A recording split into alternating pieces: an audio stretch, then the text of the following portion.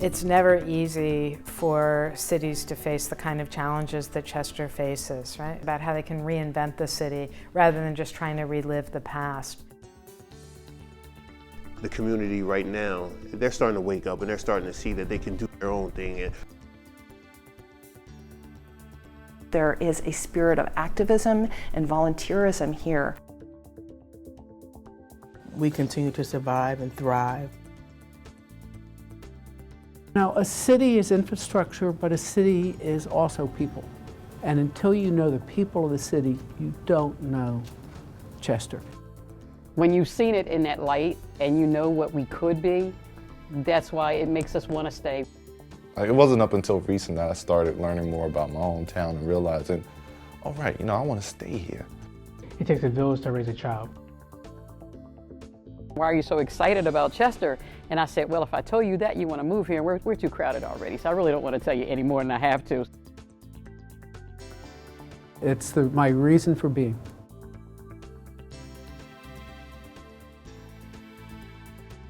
They took the word neighborhood away. Now it's hood. It's like, what hood are you from? Once you take the neighbor away from it, you lose context of what you have. Only time can really tell what will happen to Chester. Chester is in many ways a sort of a microcosm of the whole history of the United States, and certainly of industrial growth and then decline in America.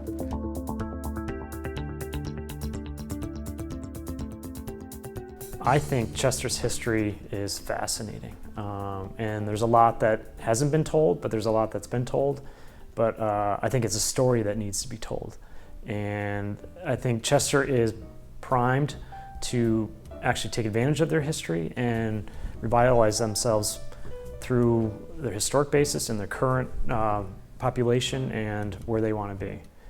They have tons of potential as a city. I'd like to talk to you a little bit about Chester and its rich culture from the past. To start with, people have the idea that Philadelphia was the first city in Pennsylvania, and it's not. Chester was the first city, and in fact, William Penn first stepped foot in America, in the New World, here at Chester on what is now the foot of Penn Street. Penn was a smart fellow. He was a good businessman. They realized one of the things you had to have was you had to have a mill.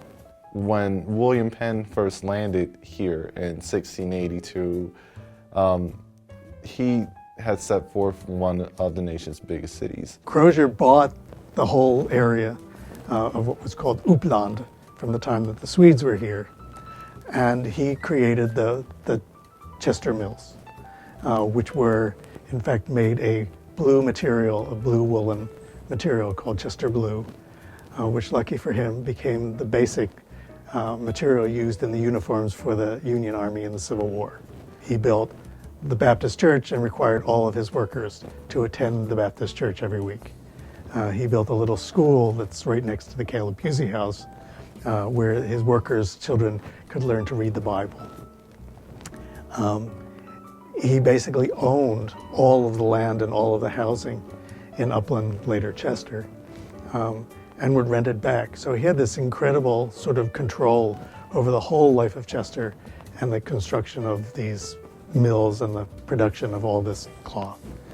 Chester has a courthouse, and this is actually the oldest building of public assembly anywhere in America. But it was a beginning, and it certainly was the growth of this kind of industrial development.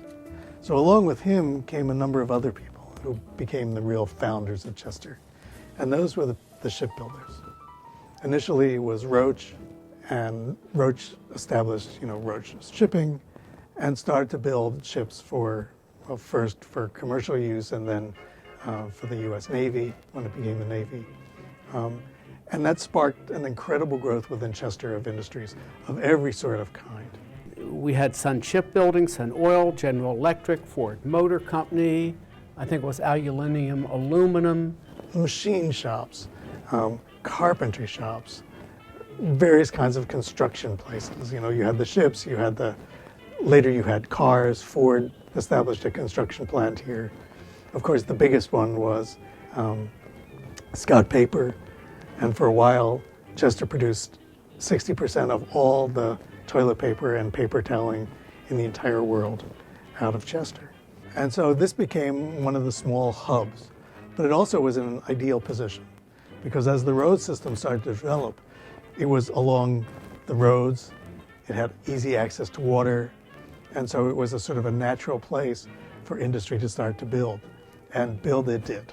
In its heyday, Chester had 4 or 5 movie theaters, 4 or 5 department stores, a major Sears and Roebuck, which I actually remember coming to with my father as a child, grocery stores, all the amenities. A lot of people would come to Chester for entertainment and for fashion and for shopping and other venues. We were as big, if not bigger than Philadelphia at a point that I can remember. Chester became really the cultural center of Delaware County. If you wanted to go out for dinner at a fancy club, you came to Chester. If you wanted to find out what the latest fashions were coming in from Europe, believe it or not, you came to Chester. And so it became this incredibly lively, important place for the entire of Delaware County. One of the main staples in Chester, when you mention Chester and arts and culture, one of the names that'll come up would be Ethel Waters. And she was my grandmother's neighbor, so my grandmother would always tell us stories about her growing up. Bill Haley in the 50s comes out of Chester because it was a really lively place, and a place where that sort of crossover between the African-American music, the jazz and the R&B, and rock and roll is really starting to happen. Dr. Martin Luther King did his seminary here in Upland, which is part of Chester, at the Crozier Theological Seminary. That is now, the building of the seminary is now part of the Chester Crozier Hospital system. And he did his internship at Calvary Baptist Church. One of the people who worked in the shipping business, the Shong, was a great art collector. And he actually created the Shong Art Museum, which is still there on Edgemont, empty unfortunately. All of his art's actually here at Widener. But he was a great patron of the arts. And in fact, the castle, which is one of our current buildings, was a building he built for his wife as a wedding present.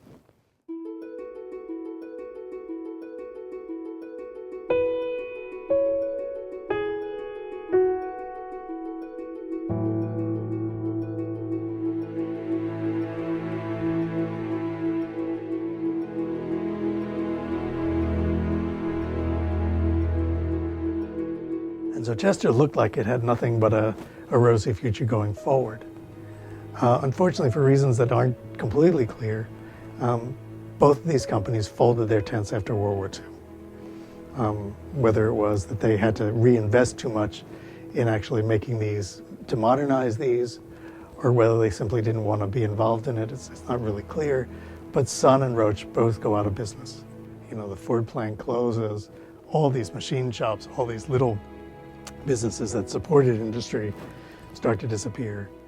Basic community supports, such as grocery stores and movie theaters, they started closing. And it just became a vicious circle. All this stuff was just blooming and blooming, and then these two big businesses leave, and Chester just starts to fall apart. There are Chesters anywhere in the area that whoever is listening and watching this, you have Chesters in your area.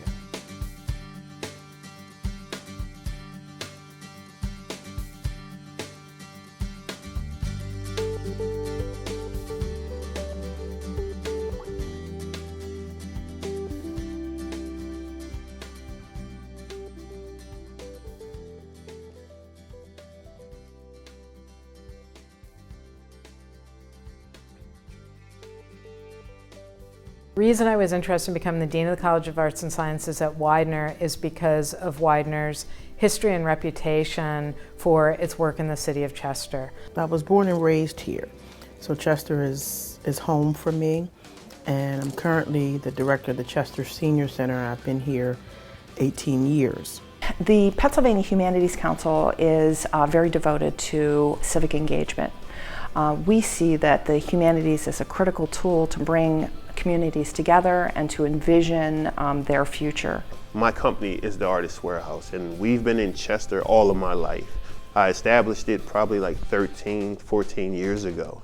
And we always been self-sustaining, self-sufficient, no grants, no loans.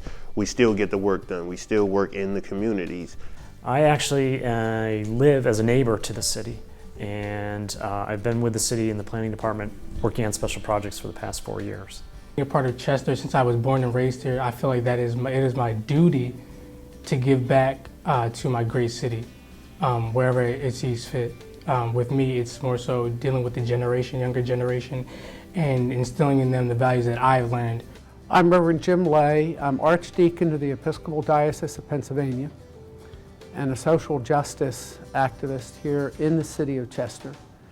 I am involved with many organizations. I'm vice chair of Chester Eastside Inc. It's now Inc. I work very closely with Widener University. I'm on the President's Community Advisory Committee, the Bonner High Impact Strategic Planning, and I do a great many guest lectures here for faculty of Widener. And I've been doing it for now about 15 years. When you heard the expression 6 degrees of separation and Chester's 1.5, we all know each other intimately. Either we went to school together, I'm a former teacher, I might have taught their children, I might have volunteered or had interaction with them when I was active with the PTO. Chester, for me, always has been, it's just been almost plain sailing. I mean, I never experienced anything bad myself living in the city, but there's always been those tales that have floated around.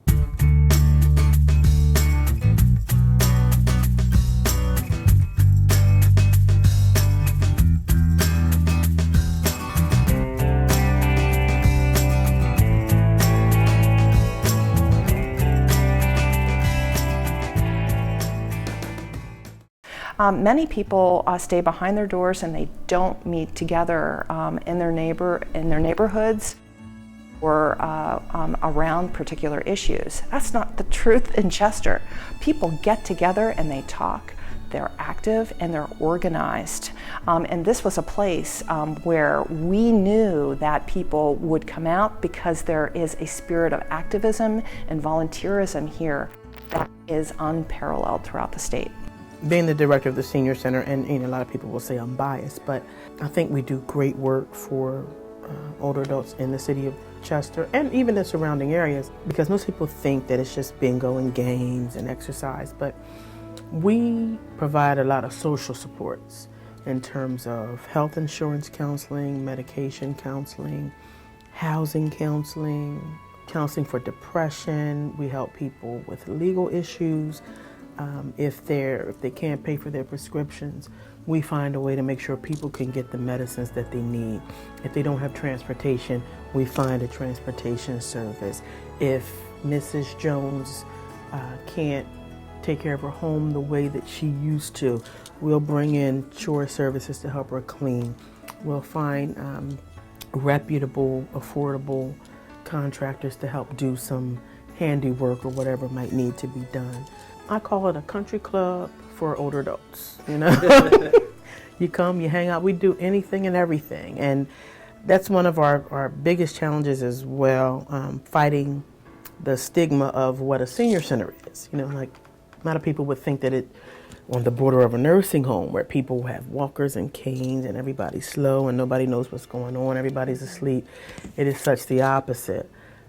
You know, we have people who are line dancing and tap dancing, traveling to Vegas and on cruises, and people that are taking painting classes and ceramics.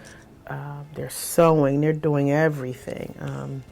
They're very, very active, very independent, and they are the complete opposite picture or image of what most people think older adults are. I am collaborating on a project called Chester Made, which brings together a number of arts organizations as well as the City of Chester and Widener University to envision an arts and culture district for the future. I was the designer of the logo, and I helped them facilitate a couple of events in downtown Chester. What this did was really do something that was needed. for the community, and that was just to make sure that arts and culture were identified and celebrated and promoted as they should be. And what Chester Made is all about is really letting people share their stories. Stories are the beginning and the end of this project called Chester Made. And what we've been doing in Chester for the month of February is we collected hundreds of stories. And these stories are going to form literally a map. As we were asking people to come out and tell their stories, we said, let's get your story on the map. If you're from Chester and you're an artist or you're an art lover and you see something like this that's going on, get up and get involved with it. Well, to me, Chester Made is capturing a sense of place. Every place has its own unique identity, and Chester Made is Chester Made. And what we want to do is celebrate the people that are there on the ground, creating the art, part of the culture. Any movement in the arts is important. Whether it's Chester Made, whether it's another group or organization doing something.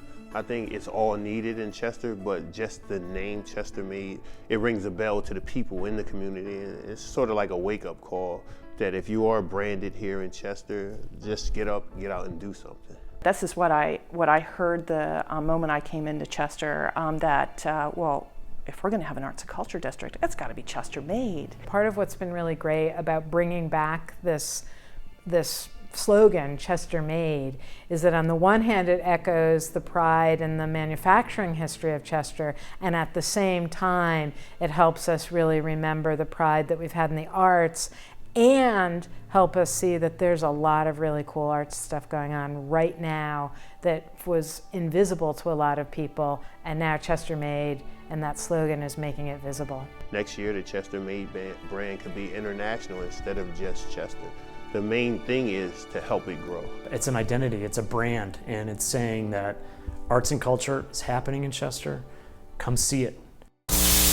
Chester. The city of Chester. Crozier Chester Medical Center. In the city of Chester. It's on the streets of Chester. 4 people, including a 2-year-old boy, have been killed in the last week and a half in the city of Chester. A police officer shot in the city of Chester. Heavily armed officers swarm the scene. 2 suspects are shot dead. Others are arrested. The senseless violence on the streets of Chester. That's why there are more police out tonight, including state troopers. This is the result of 4 murders in just 8 days. One of them, a little boy. A city in crisis is turning to drastic measures. Chester is now declaring a state of emergency.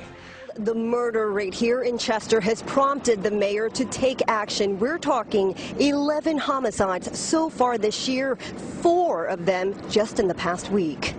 Saturday night, the big story in Action News is a community in mourning, and undoubtedly there are a lot of people shaking their heads and asking, when's it going to stop? I'll tell you exactly how the media portrays Chester. The fact of the matter is, the media is there for return on investment. They portray Chester as this dangerous, terrible, rough place where there are killings and shootings, and it's almost like there's a rampage going on in Chester, and it's simply not true. All of us kind of collectively hold our breath because we're so connected here, we know who it affects. And so, good news or bad, if we do hear something, we kind of listen to see who it affects, because in the long run, it usually affects more, our circle gets a little bigger. That's another two-sided coin right there, because the things that they do report in Chester, they are happening, but they're isolated incidents. Every time you would look in the paper is a story about the murder rate and violence. And you know, last night I was involved in the newsroom story focus program with Phil Herron that focused on the downtown art scene. That's a much different story. But that's another reason why, you know, we have to stand up, and, you know, the violence, gun violence is really big too. Homicide and everything like that. But I feel like we should, if we come together and create programs to help them out, or create, you know, some type of structure, I feel like, and come together, because there's too many, you know, we're separated a lot of times. But if we do come up with programs, and I feel like that would help us out a whole lot. Media is media. They hit the hot topics, whether it's crime or violence, and I think people in Chester know there's a lot more than that happening. And I think everyone in Chester actually sees the potential, and they want change and improvement, just like everybody does. And I think I actually see momentum now that there's more positive media out there about what's happening, and that can all start with arts and culture. So I think it's important for the people in the city, for the community, to fight to promote what is good, to keep sharing news stories, press releases, whatever have you, about the positive programs that we're having. You know, to make our voices heard, to share the good news of the things that are going on in this city. I think we're going to have to do it. We can't rely on the media because it has not changed in 40, 50 years. We have a lot of positive things that's happening in Chester that never get the recognition.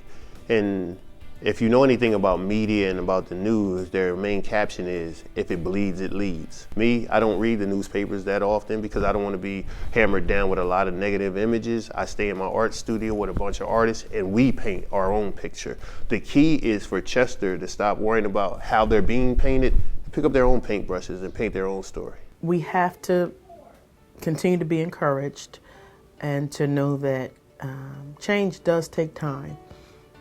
Especially good change, lasting change. It can take years, but as long as there's something positive going on, then we are making progress. And it takes all of us united to make it happen. And so the question is, how do you really rebuild a place like Chester? Go out there and make the difference that you want to see take place. What I would love to see as a resident is new businesses crop up, a new downtown district crop up, and just new communities. I mean, I love meeting new people. And one of the things I would love to see is just people coming around from all parts of Chester and all parts of the area and show their support. We live in Chester, we work in Chester, we study in Chester, and that means we are Chester made. We have to think of ourselves as part of Chester. And so it's not about going into Chester to do service or to do something, but to really understand yourself as part of it. And that's a very different kind of way of thinking about yourself and your relationship. I think when we do that kind of, when we think about ourselves in that kind of way, as real partners with other people, as fellow citizens of Chester, that the learning opportunities multiply 1,000-fold. The community right now, they're starting to wake up and they're starting to see that they can do their own thing. And I think instead of giving to them, I would rather hear them say, we're building together. Because you don't have to give me anything. If you want to build something and we can work together on some things, I'm with that. But as far as like the words, to me, it just seems funny when a person says, what can you do for a person? No, what can we do together? I think that Chester has people who are really resilient, who are really proud, who are rightly proud of their history, but also have some really incredible, creative ideas about how they can reinvent the city rather than just trying to relive the past. Like, it wasn't up until recent that I started learning more about my hometown and realizing, all right, I want to stay here. As I call it, it's labor intensive and not capital intensive. That is, we're focusing on people and investment in people rather than big, shiny buildings. And I think that we have a model here that learns from what other people's mistakes have been, that I think is really going to allow for development that is owned by the people, run by the people, and will keep the people here. And that, I think, is unbelievably exciting. I think there's a very rich future for Chester. It'll never be what it was. It can't be. You can never go back.